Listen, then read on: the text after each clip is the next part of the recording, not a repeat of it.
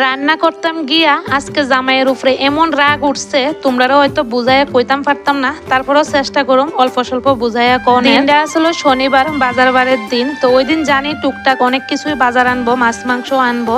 তো এই ভাববা কিন্তু সকালবেলা চা টিফিন খাইছি। এরপরে ছেলে তো মানে চা খাইতো না, দুধ আসলো না ঘরে, দই বয়াইছিলাম। তার লেগে ছেলের একটা ডিম অমলেট করে ভাত দিয়ে লাইছি। আশিবাসী কাজ করতে করতে এদিকে বাজার নিয়েও আয়া পড়ছে, অনেক রকমের সবজি আনছে। আর কালা ফুটলাটা যে দেখছো এটার ভিতরে আনছে মাংসর একটু দেরি করে রান্না করুম, তাহলে রাত্রে বেলায় খাইতে পারবো। আর যদি অক্ষণ রান্না করে লাই সকালে খাইলে দুপুরে খাইলে কিন্তু শেষ হয়ে যাবে। তো একটু বুদ্ধি মতন মানে সকালে খাওয়ানোর লেগে এদিকে কুমড়ার ডুগা দিয়ে একটু তরকারি করতেছি।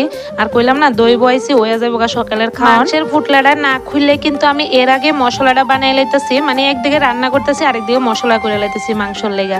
তারপরে সকালে খাওয়ার লেগে সবাইরে ভাত দিয়ে দিছি। আর দইটা দেখো কত সুন্দর ইয়া বইছে।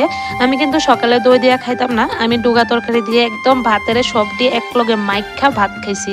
মাইখা ভাত খাইতে যে আমার কতটা ভালো লাগে কি কম। সকল কাজ শেষ করে এখন মাংস রান্তাম গিয়া দেখি ফুটলাটা খুললা দেখতাছি যেন পাঠার মাংস। আরে ভাই আগে তো আমার কবসে পাঠার মাংস আনছে, আমি যে মশলাটা বানাইছি এটা তো মনে করছি পোল্ট্রির মাংস আনছে, এর লেগে বানাইছি অল্প স্বল্প কইরা। কারণ পাঠার মাংসের মধ্যে দেখবা একটু মশলাপাতি কিন্তু বেশি লাগে, কিন্তু পোল্ট্রির মাংস তো কম লাগে, ওই পরিমাণে বানাইছি। আর আমার মেজাজটা এমন গরম হয়েছে কি কমো জানি, মুখটা কালা করে রাখছি আমি, এত রাগ উঠছে আমার। দ্বিতীয়বার আবার সব মশলা একটু একটু করে আমার বাড়াইয়া কাটল লাগছে, মানে বেজান রাগ উঠছে। যদিও পাঠার মাংসটা আমার খুব ফেভারিট, তারপরও মানে এই যে দ্বিতীয়বার করে আবার মশলা করণ লাগছে, তার লেগে আমার জামাইয়ের উপর আমার এত রাগ উঠছে। আমি কইতেছি আরে তুমি তো আগে কইতা, আমার কয় তুমি এতক্ষণ সময় হয়েছে খুললা দেখছো না। আমি কি কারণে খুললা দেখতাম?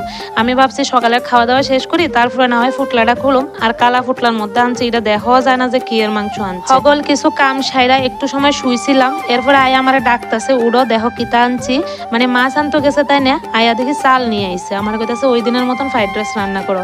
মেজাজটা আরো ডাবল গরম হয়ে গেছে। তারপরও যা মানে খাওয়ানোর ইচ্ছা করতেছে না, রান্না দিলে আবার মনটাও শান্তি লাগবে না। আজকের ফ্রাইড রাইসটা ওই দিনের থেকে একটু আলাদাভাবে রান্না করছি, আর ওই দিনও খাইতে অনেকটা স্বাদ হয়েছে, আজকেরটা দারুণ হয়েছে। এর লেগে আবার আনছে। তো আজকে কারি পাতা টাতা দিয়া একটু মানে ভালো করে রান্না করছি। ওরা যত স্বাদ করে রানবো তত নাকি বেড়াইতের মন গলে, কথাটা সত্যি নিগো, জানাইও তো কমেন্টে, আমি আগে শুনছিলাম। আচ্ছা যাক, আমার রান্না আমার জামাই মোটামুটি ভালোই পায়, সবসময় খুব ভালোই হয়েছে। তারপরে দেখো 3 থাল বাইরা 3 জনে বয়া গেলাম, লগে নিলাম শশা, কাঁচা পেঁয়াজে তুলমু ফাঁকনা করতে নিমু। আর নিছি পাঠার মাংস। এত দুর্দান্ত হয়েছে মাংসটা কি কমু, এত প্রিয় মাংস আমার পাঠার মাংস। লাস্টে একটু নিছি দই, যেটা আমি ঘরে পাচ্ছি।